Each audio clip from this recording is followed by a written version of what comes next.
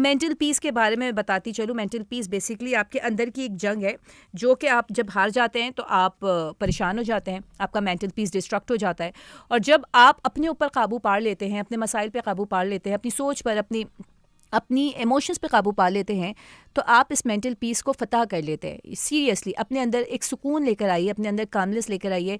इस चीज़ को अपने आप से बात करना सीखिए, अपने आप को समझा दीजिए कि जो चीज़ होनी है, जो मसाइल आने हैं, जो प्रॉब्लम्स होनी हैं, वो किसी भी टाइप की हो, किसी भी एरिया में हो, वो आएंगी। ज़िंदगी है, ज़िंदगी में ये सारी चीज़ें चलती हैं, लेकिन उनको फेस करना है और उनको सॉल्व करना है। We me need to move towards a solution. परेशान होने से कुछ नहीं होना।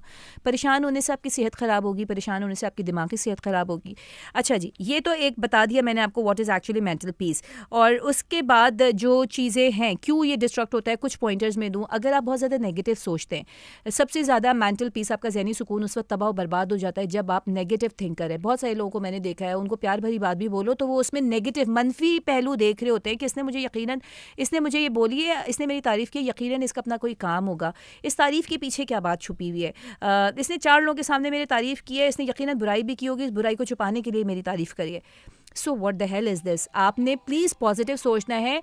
भले से, वैसे तो ऐसी चीज़ें नहीं होती, जो लोग नेगेटिव सोचते हैं वो आउट ऑफ द वे जाके नेगेटिव सोच रहे होते हैं। लेकिन अगर बिलफर्ज मान भी लें, अगर कोई नेगेटिवली भी ये काम कर रहा है, जो आपकी बातें आपके दिमाग में आ रही है नेगेटिव, उसमें से कोई बात सही भी है, तो क्यों आप अपने आप को बॉदर करें? किसी ने आपकी तारीफ़ की है तो उस तारीफ़ को इंजॉय कीजिए।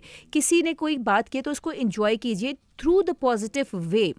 तो नेगेटिव पहलू को बिल्कुल अपनी ज़िंदगी से हटा दें। ट्रस्ट मी, अगर जब आप नेगेटिविटी को अपनी ज़िंदगी से हटा देंगे, नेगेटिव सोचना छोड़ देंगे, तो आपकी ज़िंदगी से negative points, negative issues, negativity automatically delete हो जाएगी। आपको फिर हर चीज़ अच्छी लगेगी, आप हर चीज़ पॉजिटिव सोचेंगे और हर चीज़ अच्छी जाएगी।